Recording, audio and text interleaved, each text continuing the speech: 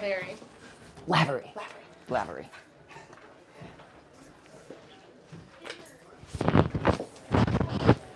Oh my god, I need my notebook. Oh my god, yes you do.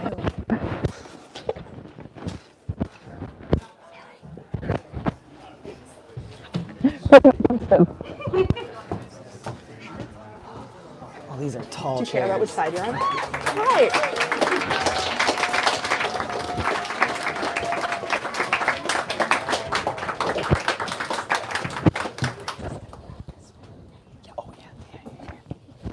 Hi everyone, thank you all for coming out here tonight. My name is Tiffany and I'm the Marketing and Events Coordinator here at Books Are Magic.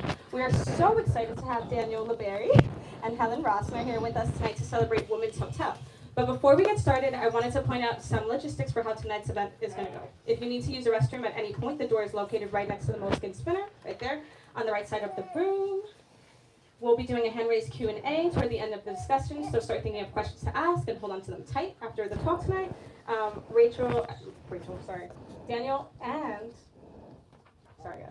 Daniel will be signing books and personalizing them next to the table next to where you checked in, and we'll show you where that is at the end. We'll let you know where and when to line up for that. If you're joining us virtually on the YouTube live stream, we'd love to encourage you to buy a copy of Women's Hotel online using the link in the live stream description. Women's Hotel, from the New York Times bestselling author and advice columnist, a poignant and funny debut novel about the residents of a women's hotel in the 1960s New York City. The Biedermeier might be several rungs lower on the ladder than the real-life Barbizon, but its residents manage to occupy one another nonetheless. There's Catherine, the first-floor manager, lightly cynical and more than lightly suggestible. There's Lucy Ann, work-shy party girl, caught between the love and comfort and an instinctive brittling at convention Kitty, the sponger, Ruth, the failed hairdresser, and Pauline, the typesetter. And there's Stephen, the daytime elevator operator and part-time Cooper Union student.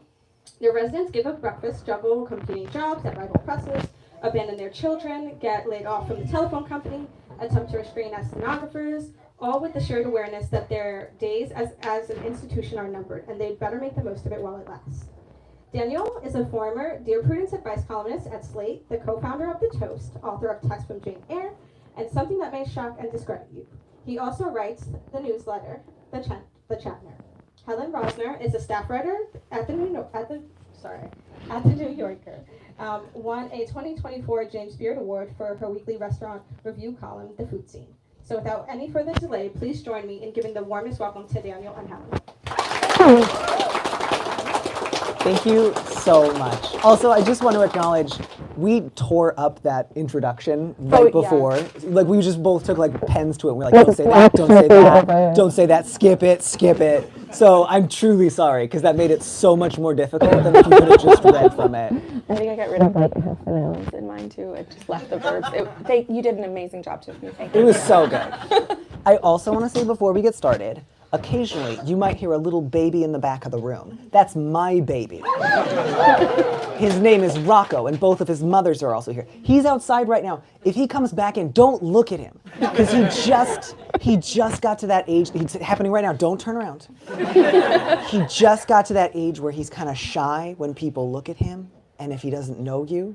So he's not don't. Looking at us, he's though. here. Don't look at him, but he's so cute. Should we describe him? He has this like perfect shaped head. He's got little and pink like socks. This fuzzy, beautiful hair that's like it's like swirls of clouds on the face of the earth. On his fat feet. If you guys have to leave at any point, we will understand. Don't look at the Go back. Go back.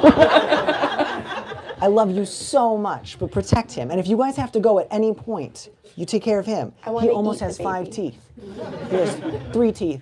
We should talk about the book, but he's so good, but do not look at him. Thank you for having me here, Danny. Thank you so much for coming. This is going to be really fun. This is such a wonderful book. I had the incredible honor and pleasure of blurbing this book. I don't know if you guys know how blurbing happens, but this particular book, I'm just going to give it away, was me texting Danny in all caps, being like, I love this fucking book. And Danny was like, can I put that on the book? And then, yes. Women's Hotel is an extraordinary, wonderful delight of a book that is so rich and immersive and strange and funny and almost indescribable from a genre perspective, which is weird because I feel like it's just historical fiction. I mean, believe me, I'll take that. But also, just if you needed to categorize it, it is historical fiction. I feel uncomfortable with the idea that the 1960s are historical fiction, which is a thing that maybe should be unpacked at a later date. I was talking about this earlier because, like, Mary McCarthy's The Group was a big reference point for this. And people don't often think of that as historical fiction, but it's set, between 1933 and 1940, and it came out in 63. So it is kind of like Middlemarch, which is like set in the recent past historical fiction.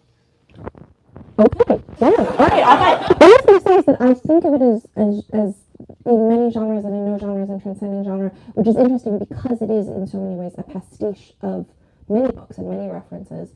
And I feel like Mary McCarthy, Rona Jaffe, like there's so like the women even. I mean, like these incredible books from a stretch of eras.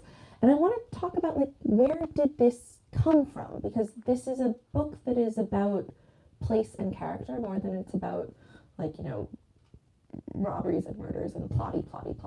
And like where did these people come from for you? Where did this place come from for you? The building, the arc of this. Yeah, so I was, reasonably familiar with the concept of women's hotels. They are what they sound like. Residential hotels were a sort of bigger institution in the late 19th century, early 20th century.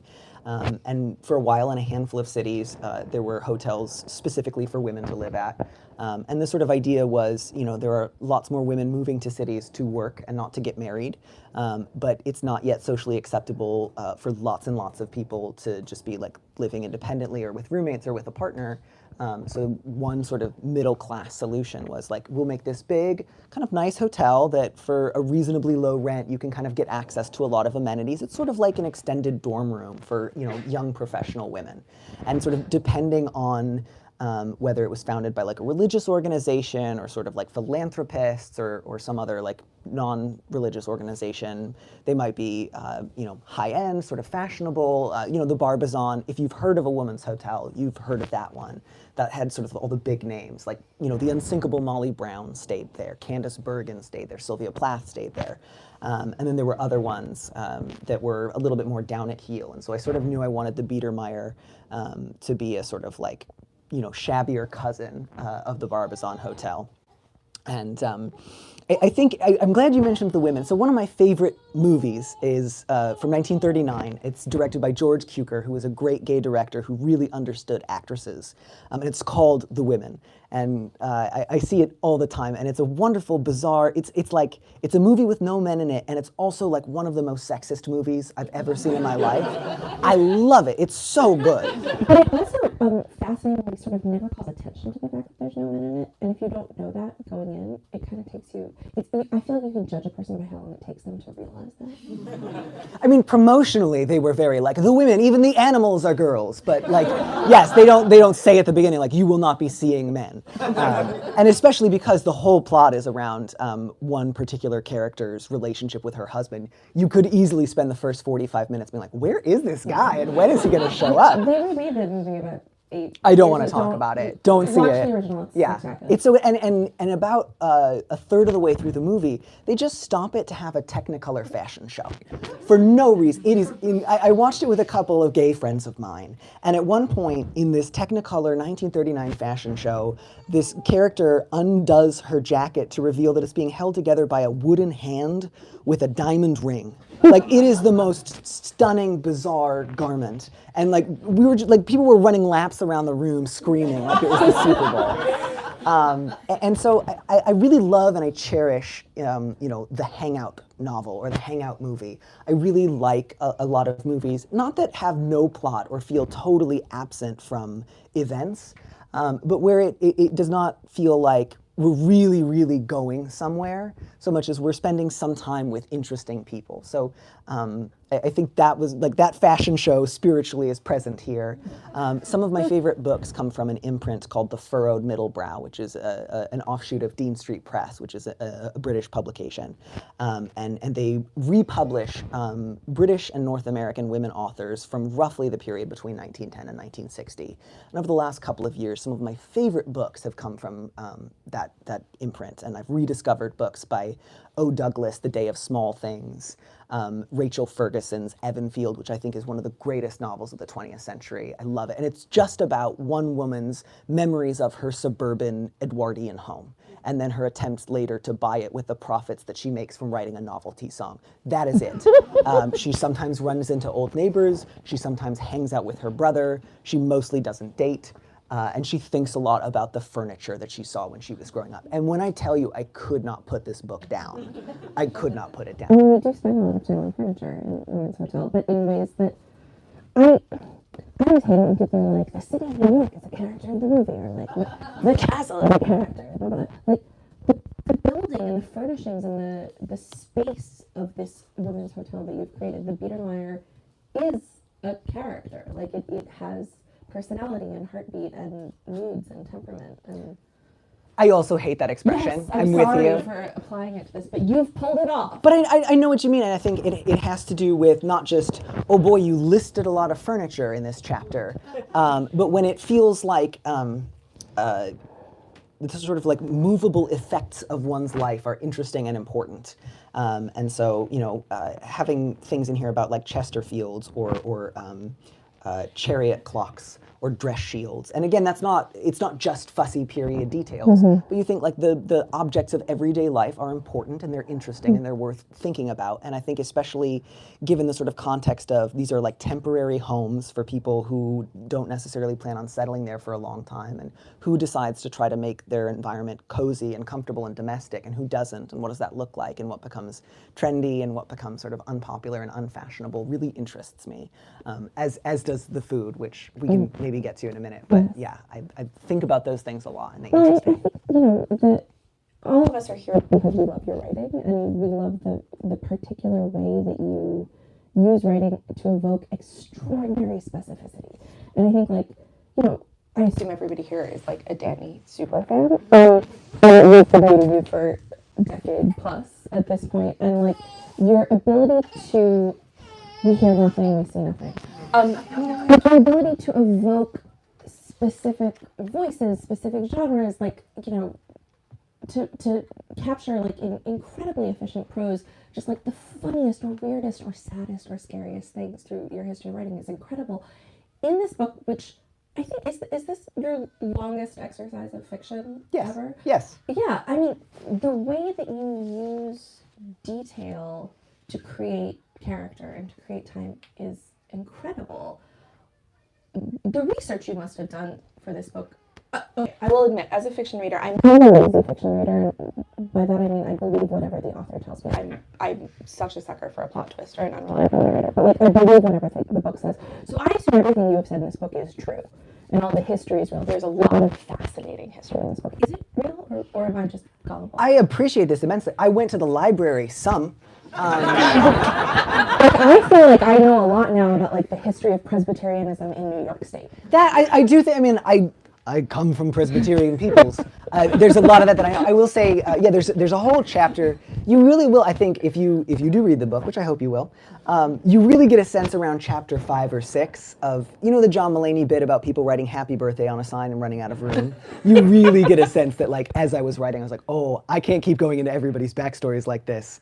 I just dedicated a whole chapter to one character who sometimes goes to church and does not return to that church again in the book. Like, it will not come back up again. And it's like, I gotta pick up the pace. But I like that. I think that there's something fun about watching the pace change as I realize my own limitations. I think that's interesting.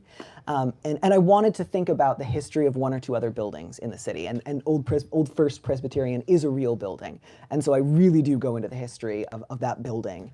When you were talking about that building in the book, I was reminded of The Name of the Rose by Umberto Eco. Thank you.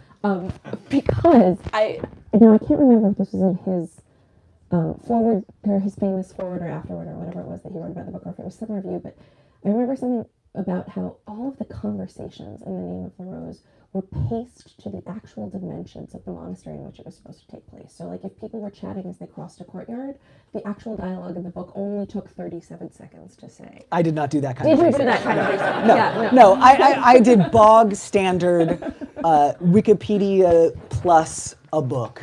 So I How was. many tabs would you have open? Because like this is incredible. Some tabs. This is good stuff. You can't. Oh, you opened so many tabs. You've all opened a lot of tabs. We've all opened a lot of tabs. Did it get hot? Did it yell? No, some books, some Wikipedia, a reasonable amount. I think the atmosphere that I wanted to go for was one of plausibility rather than, I've memorized the duration of this courtyard and the average pace of a conversation, which is remarkable, but not what I was trying to do here. But I think earlier you had also asked what were some of the reference points for some of the characters, and I neglected to answer that. So I will say, I started out thinking I would like to loosely base a few of the characters in like real life personalities, not necessarily big like Robert Moses level like characters. They do at one point mention like they go to sort of like there's a character who does not care about politics and is sort of like insouciantly conservative who's going along to a leftist meeting because she really likes the way that the leftist girl dresses and she thinks that it makes her look even better. So she's like, this is a place to get free sandwiches and look really good. And so she goes and she sort of offhandedly is like, that is what she imagines they might do. And one of the things that I like about this book and the fact that they all live together in a big hotel is people who have total contempt for each other's values might spend a lot of time together. And so in one chapter you might get someone thinking fairly reverently about something that in another chapter someone else is really dismissive of or even cruel about. But a few of the characters, loosely based in reality, Lucienne, very loosely based on Lucienne Goldberg. Because in college she created a group called the Pussycat Club that was like an anti-women's lib women's group. That was very like, I'm gonna live in a women's hotel and be like, women's lib, who needs it? Which is, I think, funnier in fiction than in real life. Yeah. And Stephen, the elevator operator, who's only allowed on the elevators during the daytime, sort of. He's my favorite. Thank you. And so he has some loose overlap with Stephen Donaldson, who was a real life, prison activist and bisexual activist in New York City, who was the first out gay student to attend Columbia. And in the late 50s, he called after he was accepted and spoke to the dean and said, I would like to come to Columbia. I just want you to know I'm gay and I'm out. Can you handle that? And they said, we'll call you back. And like 2 weeks later, they said, we talked about it. You can come, but you have to promise two things. One, that you will attend psychoanalysis 3 times a week. And the other is that you will not seduce any of your fellow schoolmates. And he was like, you got it. And then I think like ended up going for a while and didn't graduate and it sort of didn't pan out, but it's sort of like a lovely story. And so that is present. And then the last character, Gia Kassab, who has a sort of like penthouse view of like she sort of comes in, has the best experience, wants one thing, and is like, I have a dancer's body, I make my will. She's like how I think Tom Cruise feels all the time. She's just like, I visualize what I want to happen physically in the world, and then I make it happen, and then it does, and it's everything I wanted. And she is loosely based on a real woman who is sadly no longer with us, named Joan Brady, who wrote in 2012 an essay for a British outlet that I love more than almost any other piece of writing, and the title of it is Why I Stole My Mother's Lover. And she just says, when I was young, my mom dated this guy for a couple of years, and he seemed fine. And then he moved away, and then I grew up, and I was a beautiful dancer, and I ran into him in New York, and I thought, I'm going to marry him. And I did. And then my mother never forgave me, and she died later of a heart condition that I have inherited, and it was worth it. It is unbelievably funny and beautiful and mean and just like the savage triumph of like, mother, I took your lover. And in ways that like seemingly, her mother and the man in question, who by the way, Dexter Masters is a really great mid-century writer who wrote a wonderful book called The Accident that's like a loose fictional retelling of the Demon Core, the plutonium meltdown of Louis Slotin? I don't know how to say it, but it's a great book. You should find it if you can. It's out of print, but it's really good. And she was just like, Dexter Masters, I'm coming for you, baby. And I loved that. So I wanted a character in here. There's not a ton of romance in the book, but with Gia, it was like, oh, she's going to get married. I want to ask you questions, but you realize all this. But I don't want to spoil it. Maybe I should have second. Maybe I should like. Once everyone has read the book. Maybe I could read a section. Would so you you read guys. a section and then we Thank can you. all freak out about it together? Or you can just have a nice time. I can moderate myself a little. So the book begins with the continental breakfast that everyone has for the last 40 years been able to enjoy if they pay their rent is gone. And that's how they sort of realize, like, this is it. This is the beginning of the end. Like, what am I supposed to do? Because for a lot of them, you know, food is already like a slightly contingent issue. And now that breakfast is no longer guaranteed, it's like, where am I going to get it? How am I going to make up for that loss? And I think the difference, I'm not well if any of the times I have planned to eat changes by more than 5 minutes. My ability to be like a pleasant person in the world vanishes. And so for some of these characters, it's mildly inconvenient. For some of them, it's devastating. And so a lot of the book has to do with people trying to, you know, emotionally and logistically react to the loss of a guaranteed meal. And I think, too, the difference between, you know, you're living in this really contained universe within New York, and it's like, I can have a cup of coffee and an egg and toast in my room and then go out into Manhattan. How fun, how exciting, how chic. Versus I have to get out of bed raw and go out into New York. No coffee, no toast, no egg, just fresh from bed. To me, that sounds like the difference between like a beautiful day, like jazz is playing, and just hell. Anyways, this is a little bit about Lucy Ann and a few other characters' responses to this change. When housewives economize, Lucy Ann said by way of explanation, they cut down on spending at the butcher. Well, I don't have the kind of money to afford to shop at the butcher. Since I can't cut down on discretionary spending, when I economize, I have to economize on following the law. I simply look at the legal behaviors I can no longer afford to keep up and I cut them out.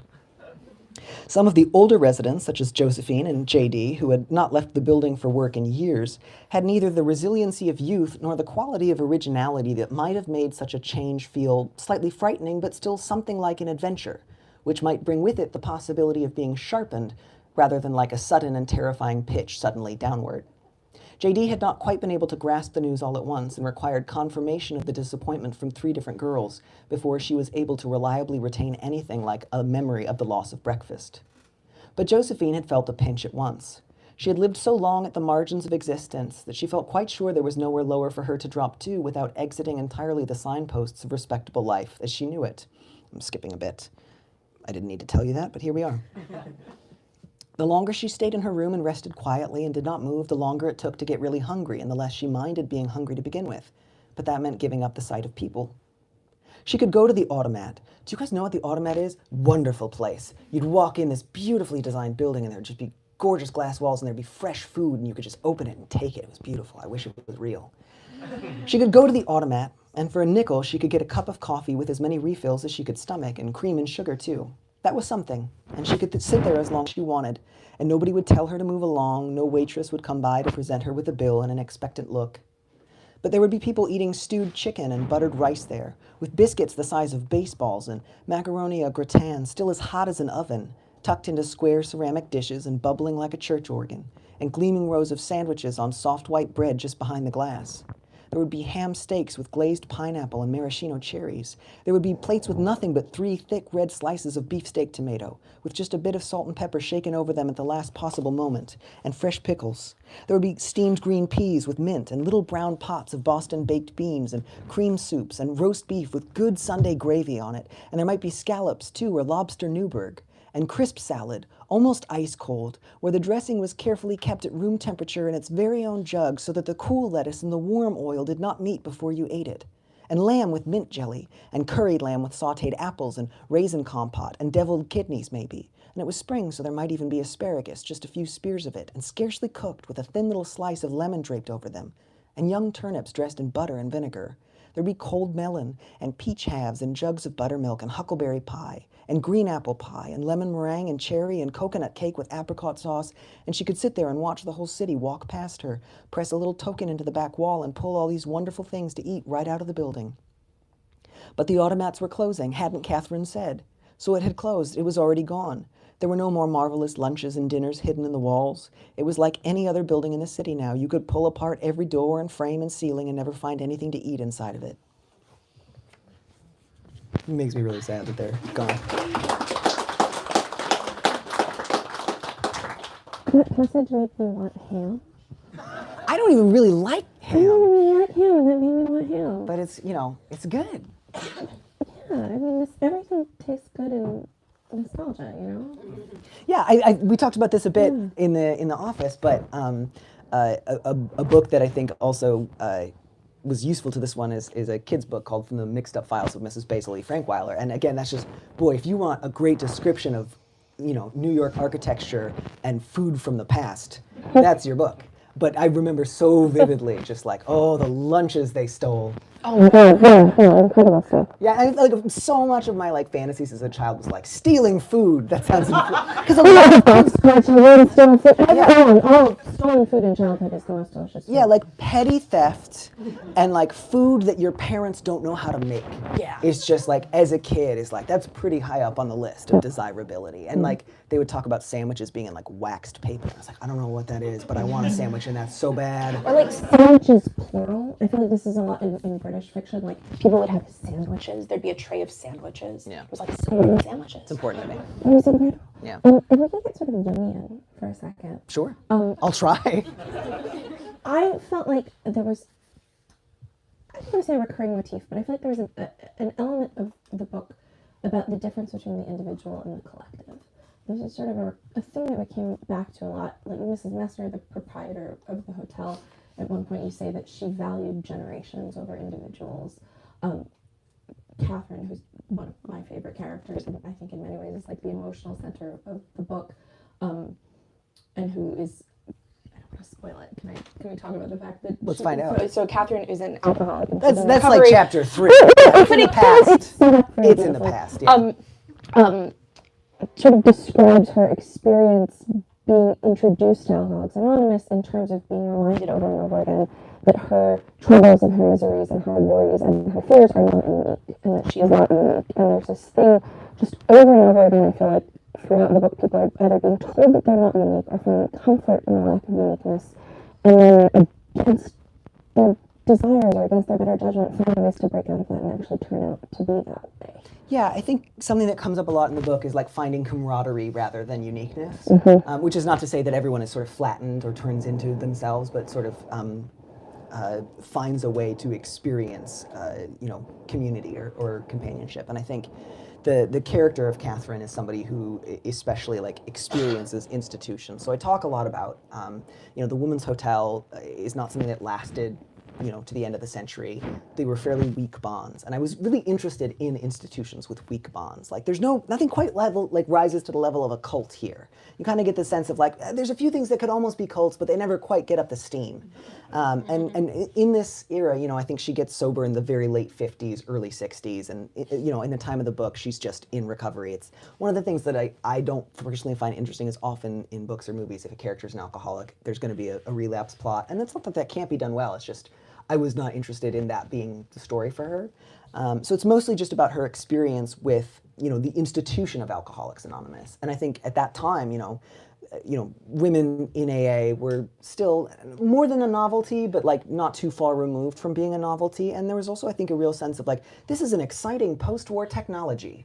This is the wave of the future. This is like an institution that might replace church, and you could sort of recreate in any town in America. And this is like, the exciting new, not quite a fad because, it was a generation removed, but it was definitely like, this is an exciting new technology. There's an element of revival to it, especially the way that she's introduced to it. She's in a hospital being sort of forcibly detoxed, and these women appear in her room and just sort of offer her salvation.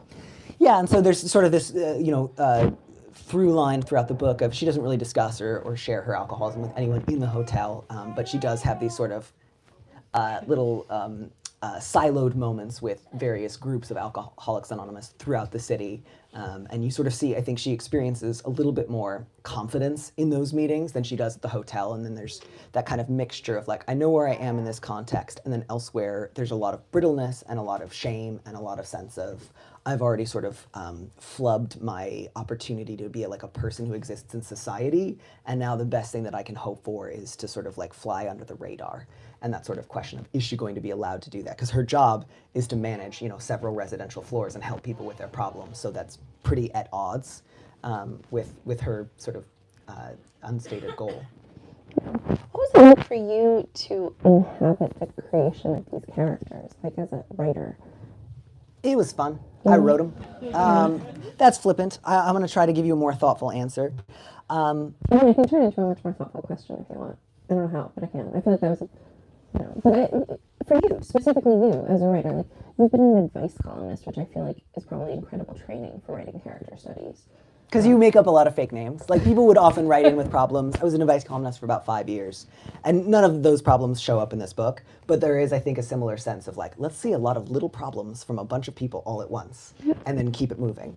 And people would usually come up with their own fake names, but sometimes they would not do it, or I would just be like, I'm gonna make this name even faker. And so actually with all the characters, I started with full names. You know, one of the things that I really love in like Dickens is, not all the time, but like often, you see a character's name and you're like, I know who this guy is. You know, the brothers Cheeriable, I wonder what they're gonna be like. Uriah Heep, is he gonna be cool? Is Catherine's last name Heap as a reference to Uriah Heep? Yes, although it's different because Heep is with 2 E's and she's not nearly as bad as Uriah Heep. Amazing. I love her. But you know, she's got problems that come with shame and furtiveness. And I think, you know, when it comes to the collective, this is a book that I think is interested in the problems that come from like decency. Like, I think these are mostly decent people, and the problems that are often arise from decency can involve things like standoffishness, frigidity, and profound cruelty to anyone who fails to meet standards. So it's not just that like, oh, they're decent and therefore good and this will be only cozy. I think that was something I wanted to make sure not to do. Is I think this is a book that is really interested in coziness, but also I wanted to make sure it didn't just feel like, gosh, I just feel like I drank tea and was hugged and now I'm asleep. I wanted to think about, you know, what does exclusion from that kind of group look like? So there's 2 characters in particular, Kitty and Ruth, who really fail to connect with almost anyone else in the hotel, and they sort of have different encounters of rejection and low-grade violence. And I think that was something that felt really interesting to think about, was sort of like, who's going to feel like having the easiest time of it in some ways. You know, I would sometimes just like plot it out like, okay, physically, like who's just on the penthouse having penthouse problems. And there's still problems on the penthouse, but they are penthouse problems. And who's sort of, you know, going up and down, and who's sort of right down here on the bottom. And I think, you know, Mrs. Mosler at the beginning, some of the characters move in and she talks to Catherine about like, do not put her too high up. And she's like, do you think she's gonna jump? And it's like, well, why would we risk it? And, you know, again, this is not a book where a bunch of people jump out of buildings, but there's a sort of sense of like, well, why tempt fate, you know? And you know, disasters are going to happen. Like, I like Generations, I like helping professional women. Some of you are gonna wash out, and that's fine. I'd like to help you if I can, but you know, some of you are going to wash out. Did you know who these characters were before you wrote them, or did they come to life in the writing? I think mostly I planned them and then I wrote. I kind of always get a little jealous and annoyed when someone says my characters really surprised me. My characters have never surprised me. They do what I tell them to do. I've certainly had moments where I have felt like invigorated or excited by an idea that came to me suddenly, and I think that's probably the closest I've ever come to feeling surprised. But no, you know, once I had like the name Gia Kassab, and I knew she was going to be like a beautiful dancer who was like, I'm marrying, you know, Dexter Masters. It was like, yeah, I know she's going to be great. She's going to be a blast. And once I knew, like, you know, Ruth, who everyone gives a mean nickname to. That's like a biblical, and that was fun too because it was like a biblical allusion. So they call her Lily because. Also your wife's name. Well, you know, there's Grace as well. Yes. But it was such a good mean joke. I couldn't let the fact that I knew a Lily like take away from that. And so, you know, they call her Lily because she does not toil, neither does she spin. So it's sort of like she doesn't work. And yet she is arrayed as gloriously as the lilies of the field. What's that about? We don't like that, and and you do dress really well, but you also work very hard, and you're very stylish, but you're nothing like her, and you would never steal a cat. No, it's fine. But yeah, no. So if we could circle back a little bit. The cat is fine, to be clear. I'm not so committed to uncoziness that I'm like, and the cat dies. I wouldn't do that to you. If we could circle back to Catherine. Sure. And I felt like the scenes from sort of Catherine's backstory and her. She starts drinking at a very young age, when she's at 17, 18 years old, and you sort of really potently describe that she goes straight from childhood into decrepitude almost, right? Like she goes straight from childhood into addiction and into recovery and misses a chance to sort of become a person. the scenes of her drinking and the scenes of her recovery, like her backstory and flashbacks, for me were some of the most incredibly vivid sections of the book. Like the whole thing, while it is not just cozy and flat, there is sort of a feeling of like warmth and the hangout novel, right? Helen's backstory, it's not a hangout novel. It's quite intensely interior and powerful and sad and strange. And what was it like to write those scenes of intoxication, going too far, recovery as a sober person yourself? Mostly it was really fun. It didn't look a lot like, I got sober back in 2013, so it's been a while. It was pretty unlike my own experience drinking, although I did break my ankle a few times, so we had that in common, but the rest of it, I've never been to Ohio. Like once you've done it, you'll just keep breaking it. It pops whenever I do this. I've broken it. Yeah, I got a bum ankle. But again, like the literature of AA is widely available, even if you're not an alcoholic. And one of the things that I think is really fun and valuable is like literary history about the AA Big Book is essentially the conversion narratives. And they're these great like popular American history of conversion narratives, and they're often told in these really like conversational, off-the-cuff ways, and in ways that often like reference like older revival language, and they're just also often really fun. It's just like, man, I thought things were going to be great when I went off to World War I, and then here I am. And so telling it kind of in the story of like a revival story, and like that always begins with like luxuriating in the mess of squalor. And I think it was also important to me that her drinking did not involve like going out of the house and having a good time. Like it was in some ways like a slightly gothic story. It's like being trapped in a house. And then, essentially she's able to like escape the home for this hotel. But she feels sort of trapped there by her own shame. And so there's a real sense of like, I'm in between genres, I'm in between institutions. I don't feel able to have what I would consider like a normal social life and like go get a job and like come home from work and then go out with my friends. I want to do this thing that feels safer and more circumscribed.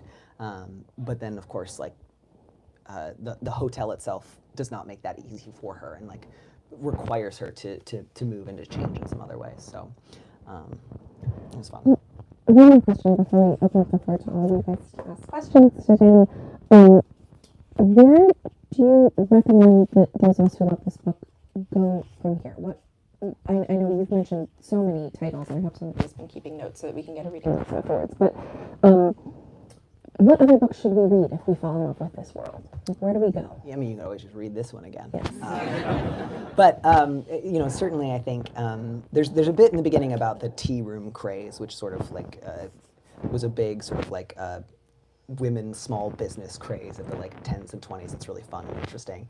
And Jan Whitaker wrote a great book about the history of tea rooms. I can't remember the exact title, but that is the author, and it's something like Dining at the Green Lantern Inn or something. And they all had like awful names, like the Dewdrop Inn, but spelled like, you get it, Dewdrop. Like a drop of dew. And like Dewdrop Inn. Yeah. It's terrible, but great. And I love it. I'll go anywhere that you can get like a wonderful, awful little chicken salad sandwich on like a piece of raisin toast that's the size of a pack of cards. I love that stuff. Museum gift shops. Lady food. Yeah, lady food. Such a curry chicken salad. I love it. And it's so fun because it's meant to be tiny, but then you can eat so much of it. It's so fun. It makes you feel like a giant. You asked me for books. We're talking about food again. Neiman Marcus. Go to Neiman Marcus restaurants. They give you huge popovers and strawberry butter and the worst chicken broth you've ever had in your life. But the popovers, it tastes tinny. And I love them, and it's so weird that department stores have lunches, and that was the first time in my life I ever saw tea models. I was there with my mother in high school, and I just was like, this woman is so stuck up. And she's like, what are you talking about? I was like, this woman is swanning around from table to table, showing off her fur coat to people who are trying to eat lunch. And my mom was like, that is a tea model. That is a job. She is doing this for work. And I was like, I did not know that. I feel terrible. And then, of course, I immediately was like, what a glamorous woman. She just walks around. And I just love that, like, old kinds of modeling was just like, oh, you're eating lunch? Would you like to see a fur coat? I think that's wonderful. Books. O. Douglas's The Day of Small Things. Barbara Pym's Excellent Women. Rona Jaffe's The Best of Everything. Mary McCarthy's The Group.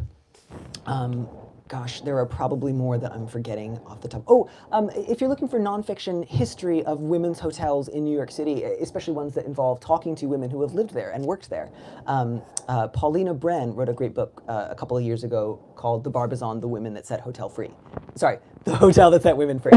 Women did not set hotels free. That did not happen. It's terrific and really, really worth a read. And then if you don't mind, I just want to read the page and then we can do questions. Let's read some more and then we'll go to questions. All right, so this is the book. The next disruption to the Biedermeyer's routine came from the 11th floor.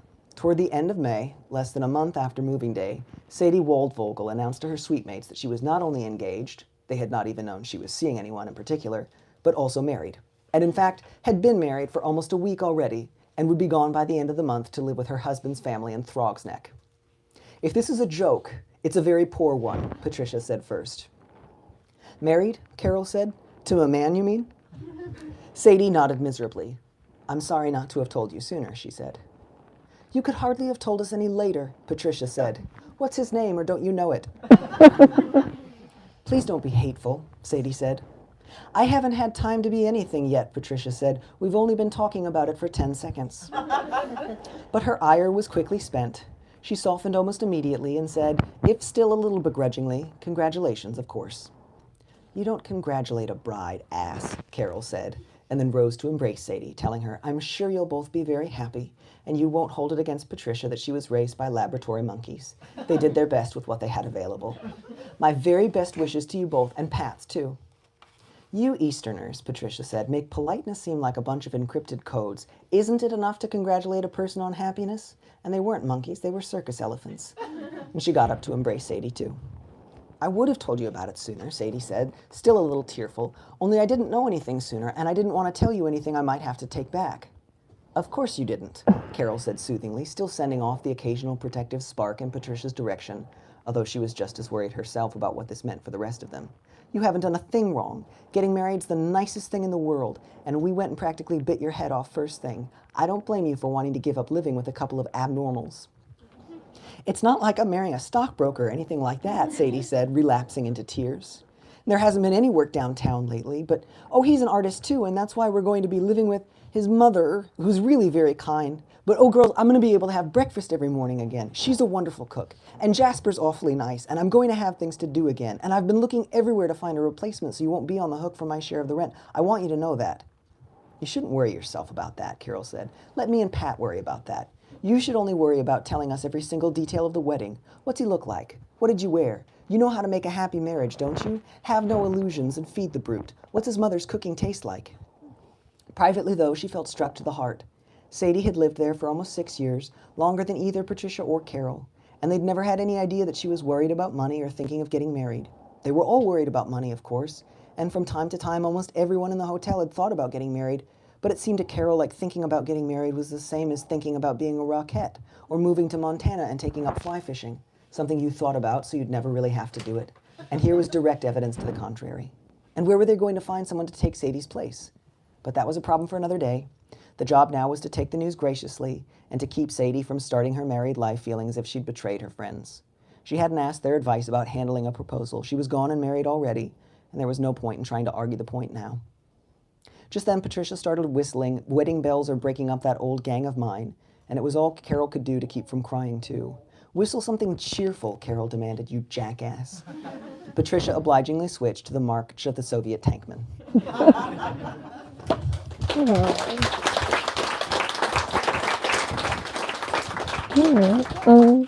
What time is it? I have no idea. What's the time? 7:50. We have time for 2 questions. It's hot in here and you've been sitting a long time. No more than 2 questions. Keep them very short if you please, because I talked a lot. I'm sorry, that sounds so mean. I want to respect your time. You have stuff to do. 2 questions from the audience. Surely there are 2 questions from the audience. We could also just go early. That's fine. If you could pick, what's the ideal food for someone to have while reading this book? Okay, so the question for the live streamers and anyone else is, what's the ideal food to have with this book? I would say mostly quantity. Just eat continuously. I frankly think like you should have a new meal with each chapter, and like I don't care if you only read, it's a short book, you could read it in an afternoon. So come hungry. I would say, you know, the book starts with breakfast, so that might be a nice place to start, like a good cup of coffee and like your classic like pastry or like a toast and egg. Too small for breakfast, but you're gonna be eating a lot. Definitely like a little chicken salad sandwich on the raisin toast, which sounds not that great, but it is so good. And you have to toast it, otherwise it's too squashy.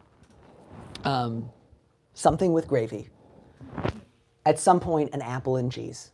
Classic book food. You have to have an apple and cheese. If you are reading a book, you will at some point find an apple in your hand.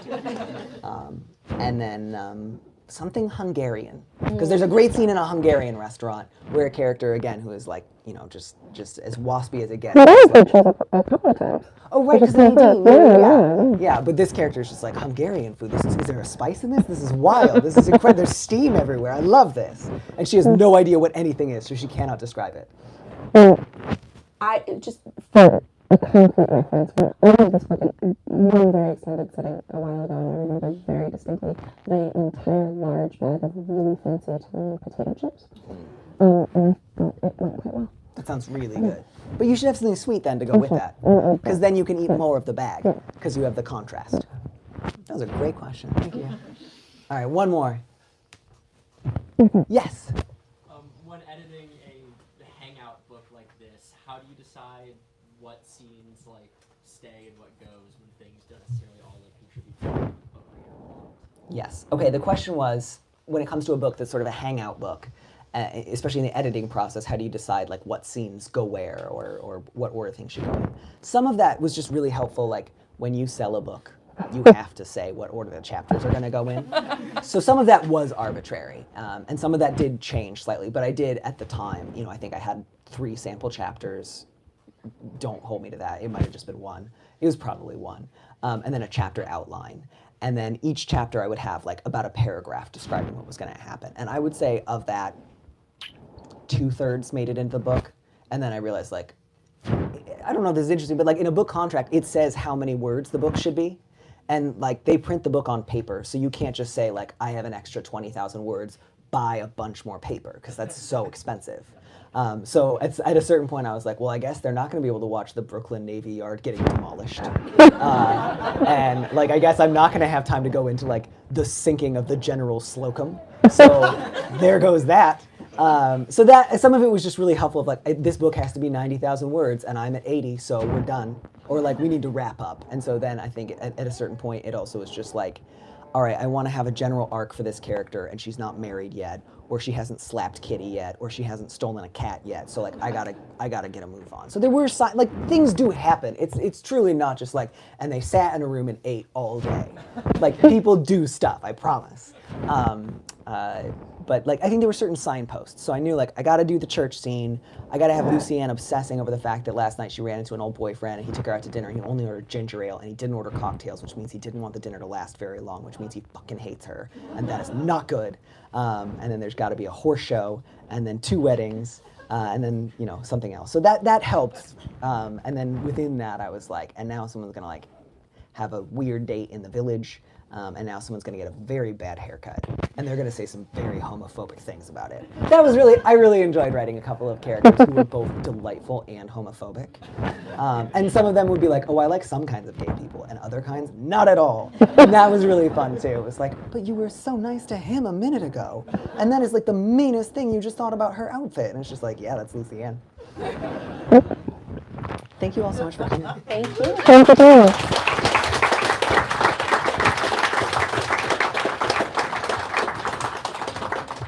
Thank you, everybody.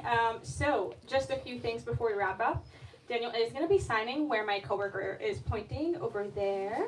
So, as soon as we're done here, I encourage you to grab all your things. We do break down the space immediately. And I know everyone wants to say hi. Just wait till you get to the space, please, and thank you. And we want to encourage those that are on the live stream to buy a copy of the book. Link is in the description. And if there's anyone here that hasn't bought a book, we have 5 left. Everyone has copies, which is awesome. But take the rest home. Give it to your friend, your cousin, whoever. Get the book. It's awesome. Thank you, everybody, for coming.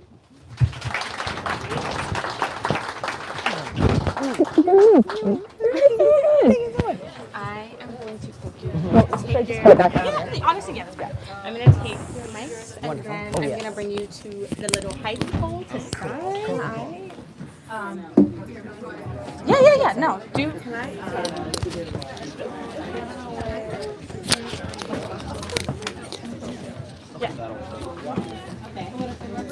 I did, but I guess that's true.